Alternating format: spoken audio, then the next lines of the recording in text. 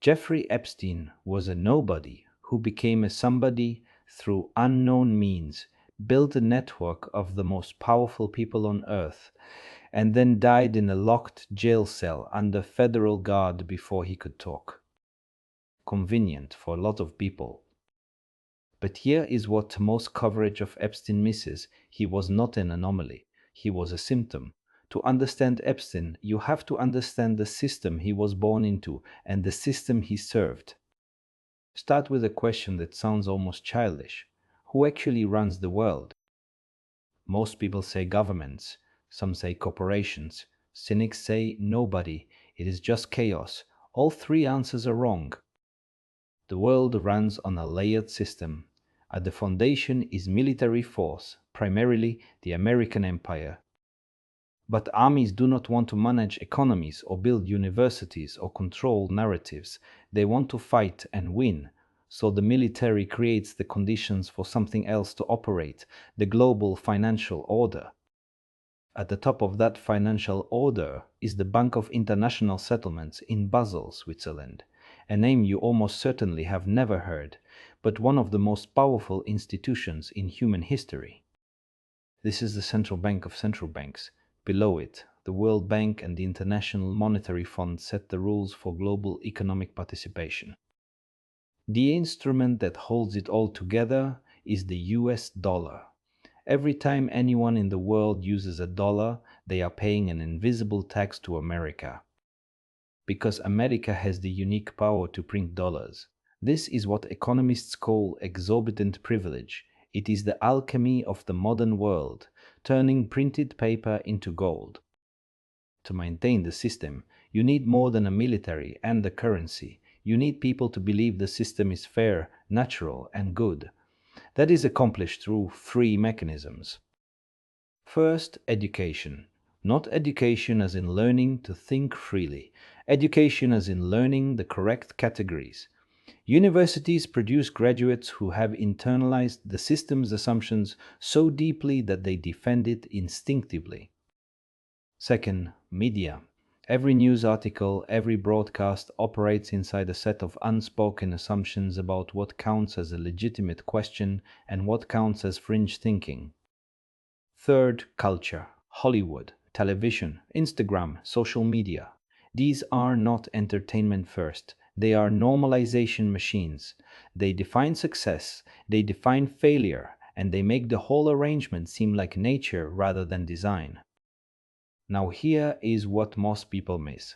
To actually maintain the system, you need mechanisms that operate above the level of any single nation state. The state can be voted out. The deeper mechanisms cannot. These mechanisms are intelligence, organized crime, and science. Not science as in genuine inquiry, but science as the production of legitimizing evidence.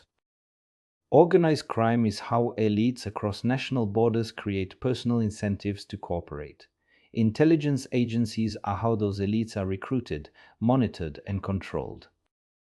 And operating this invisible layer requires a network of specific individuals, people who exist in the liminal space between finance, politics, intelligence, and crime. People who know everyone. People who collect information, especially compromising information. Jeffrey Epstein collected compromising information professionally. His island, his private jets, his houses, these were not the lifestyle of a successful hedge fund manager. He was not, as far as anyone can tell, a particularly successful hedge fund manager. His actual source of wealth was and remains genuinely mysterious. What he was demonstrably was a connector.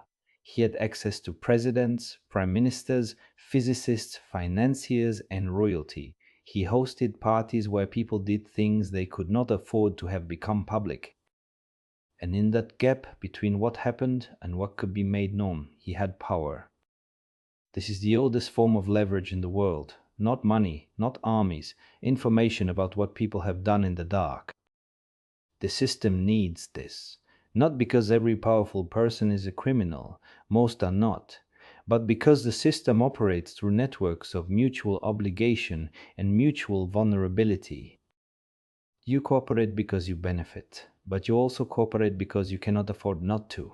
Epstein industrialized the second half of that equation. His death, officially a suicide in a guarded federal facility where cameras malfunctioned and guards fell asleep, is either the most extraordinary coincidence in recent American history or evidence that the system protects itself with considerable efficiency. Here is what the Epstein story reveals that pure financial analysis cannot.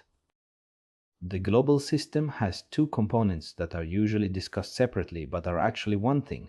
There is the visible, legitimate economy, trade, investment, banking, markets, and there is the invisible layer underneath: intelligence operations, organized crime, money laundering, coercion, and blackmail. These are not opposites, they are partners. The visible economy needs the invisible layer to enforce loyalty and manage defection. The invisible layer needs the visible economy to launder its proceeds. Plato said reality is shadows on a wall.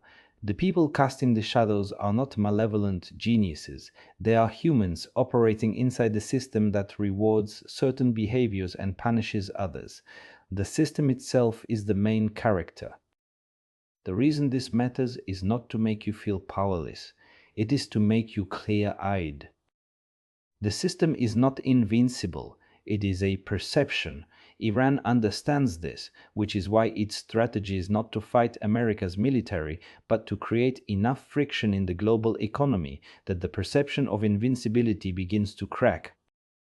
Once people see it is possible to defy the system and survive, others will try. That is how systems collapse, not with a bang, but with a growing recognition that the chains were always just ropes. Epstein's world is not a secret world, it is our world. We just have not been looking at it